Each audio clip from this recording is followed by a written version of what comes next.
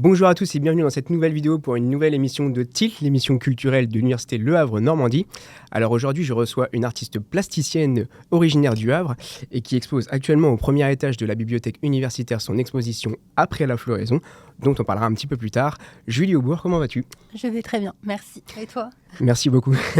Merci de te prêter au jeu de l'interview. On va parler de ton travail. Donc, tu es, comme je l'ai dit, une artiste plasticienne, diplômée de l'école d'art, donc les ADAR au Havre, en 2023. Et tu travailles à partir d'objets récupérés et délaissés afin de leur offrir un second souffle. Ma première question, finalement, ça va être qu'est-ce qui t'a mené vers cette pratique et la récupération de la transformation des objets ? Ma pratique a commencé à l'âge de 4 ans, je pense, avec mes grands-parents qui ont commencé à m'emmener au vide-grenier tous les dimanches. Ce qui est intéressant finalement dans les vides-greniers, c'est que c'est vraiment plein d'objets en tout genre qui sont étalés et ça demande une attention, l'attention du regard pour pouvoir voir ces objets. Et j'ai commencé à trouver ça très intéressant, la manière dont étaient... penser les objets, fabriquer les objets. Par exemple, on ne va pas du tout voir les mêmes vases. Ça va être des techniques différentes, des formes différentes. Et même si c'est en série, il y aura toujours des petites nuances.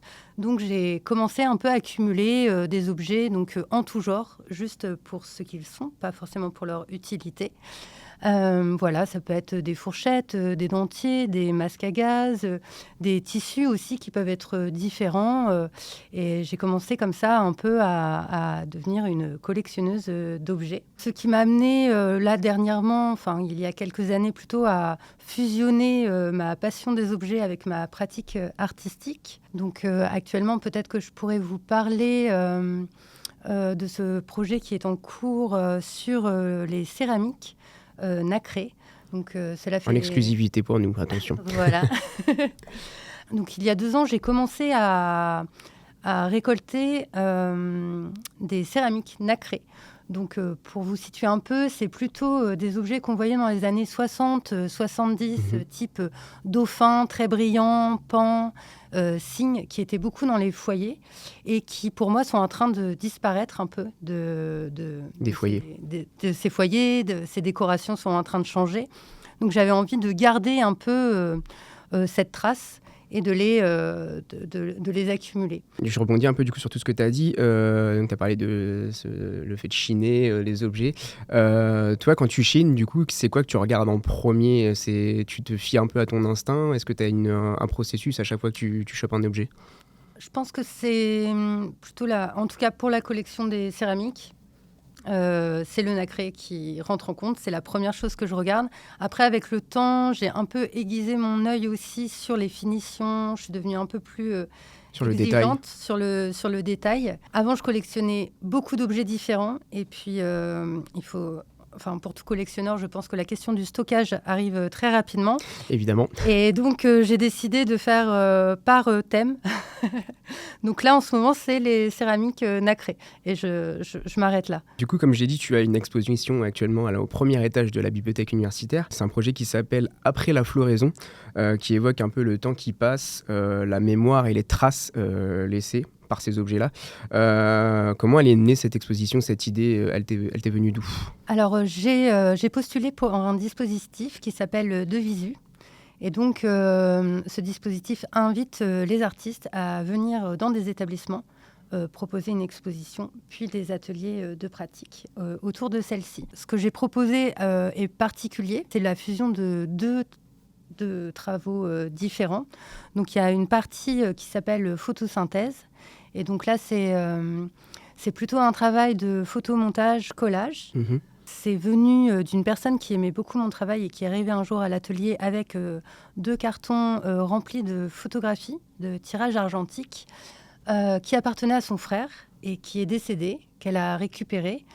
Et ces images ont la particularité d'avoir des multiples. Et comme vous allez le voir, je travaille beaucoup avec les multiples, l'accumulation. Donc les multiples, pour expliquer un petit peu ce que c'est, ça correspond à quoi ? Donc on va avoir une image tirée en plusieurs fois.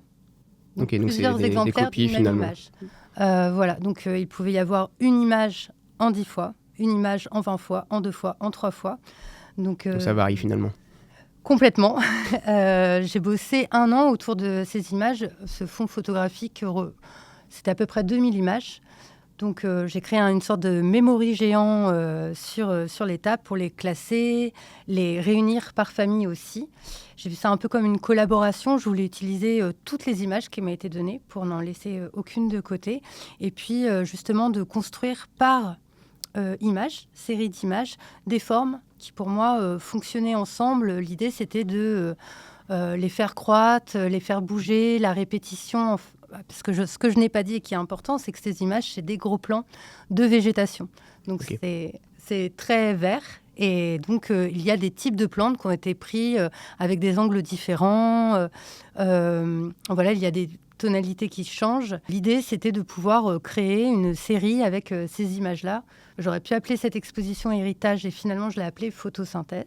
Ok. De l'autre côté de cette expo, il va y avoir une présentation des pièces sur un travail plutôt autour des cimetières. Donc c'est pareil, donc c'est des objets. Donc pour parler peut-être du lit mortuaire qui est présent dans cette exposition, c'est des fleurs en plastique que j'ai récupérées dans les poubelles de cimetières et j'en ai créé une composition autour d'un lit que j'ai appelé lit mortuaire pour redonner une fonction à ces fleurs. Et puis aussi sensibiliser sur le fait que ces fleurs viennent des poubelles et que c'est 80 tonnes de déchets par an dans les cimetières havrais. Ok. Et à côté de ça, il y a une image d'une photographie en grand format d'un caddie dans un cimetière où il y a toutes ces fleurs que je récupère un peu pour illustrer mon propos.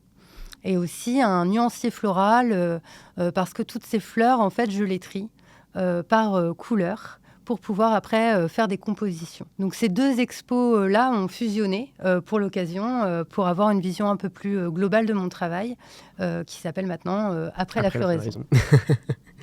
On l'a vu du coup dans ce projet-là, il y a, comme tu l'as dit, la mémoire et le temps qui sont 2 notions vraiment très omniprésentes.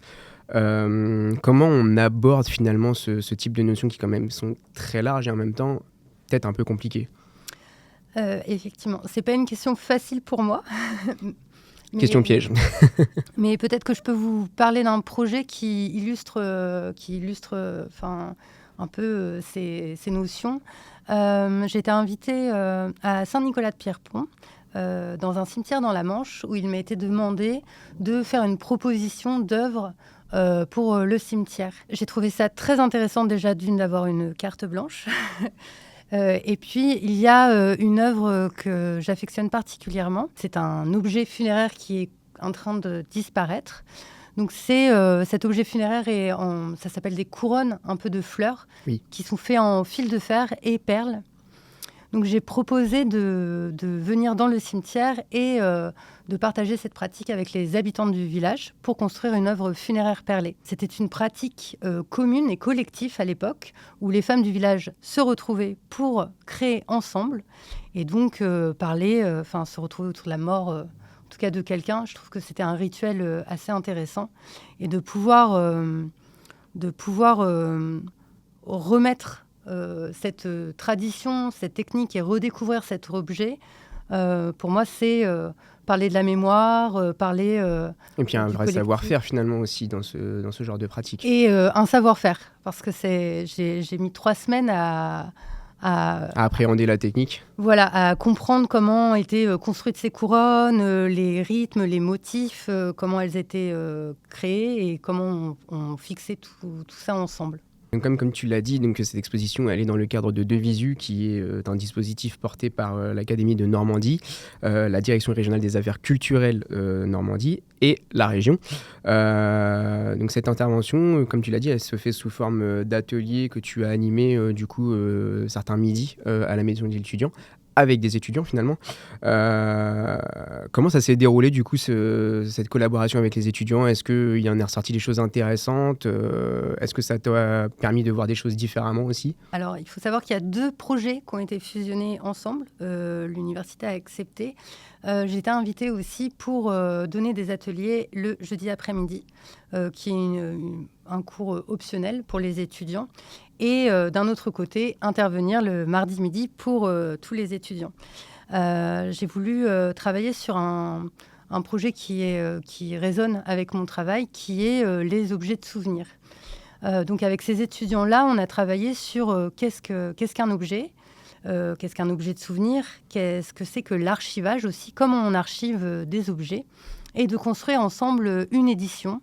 Donc la forme, pourquoi la faire comme ça, les techniques, la typographie, les couleurs, qu'est-ce qu'on décide, comment on les archive, et puis récolter les témoignages le mardi après-midi. Donc on a créé ensemble un dispositif où on a décidé de pouvoir accompagner les participants. Donc quel est le nom de l'objet, quelle est sa matière, son poids, sa taille, une description, et puis proposer aux participants d'écrire le souvenir, ouais, qui est lié à cet objet.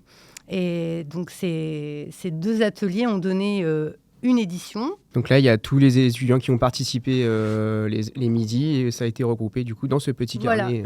Par les étudiants du jeudi après-midi, où ils ont donc choisi la typo, la couverture, la manière de placer. Et chaque souvenir est écrit en manuscrit. Voilà, on a décidé, ça a été un choix aussi, de garder l'écriture des personnes tout simplement. Faut un truc un peu plus authentique finalement aussi. Voilà, quelque chose qui vient de la personne. Moi, ce que je trouve fascinant avec ces ateliers, c'est en fait, quand on lit les souvenirs, c'est souvent très, très émouvant. Et il y a quelques fois où j'ai quand même la boule. Oui, c'est quand même des étudiants qui ont donné aussi un peu une partie de leur personne au final dans ce carnet-là. Voilà, exactement. Alors Julie, du coup, pour arriver au bout de cet entretien et pour conclure, j'ai une question un petit peu plus personnelle pour toi, qui va résumer un peu toute la discussion qu'on a eue ensemble. Selon toi, est-ce que les ateliers participatifs comme ceux que tu as menés ont un rôle à jouer dans la médiation artistique ? Pour moi, c'est une évidence, en tant que plasticienne, pouvoir déjà montrer mon travail, en discuter, pouvoir avoir des retours, c'est important. Et puis ensuite, la pratique artistique, pour moi, c'est essentiel pour pouvoir avoir des temps de réflexion, d'échange, de partage, de création, de construire ensemble quelque chose. Et aussi montrer que l'art est accessible à tout le monde finalement. Ça, j'ai aucun doute là-dessus. Julie, merci beaucoup d'avoir accepté cet entretien et d'avoir répondu à mes questions. Pour ceux qui sont intéressés par le travail de Julie, l'exposition se tient encore jusqu'au 18 décembre. Donc n'hésitez pas à aller la voir. Elle se trouve au premier étage de la bibliothèque universitaire. Et si vous voulez retrouver le travail de Julie, vous pouvez la retrouver sur son Instagram qui s'affiche juste en bas. Donc vous allez pouvoir voir ses actualités, ses projets à venir. Donc comme elle l'a dit, donc un projet de céramique qui arrive très prochainement alors. Peut-être l'année prochaine. Peut-être l'année prochaine, donc affaire à suivre. Si cette vidéo vous a plu, n'hésitez pas à la partager, à mettre un petit commentaire et un petit pouce bleu aussi pour encourager la chaîne. Quant à nous, on se dit à très bientôt dans un nouvel épisode de Tilt. C'était Romain. Ciao.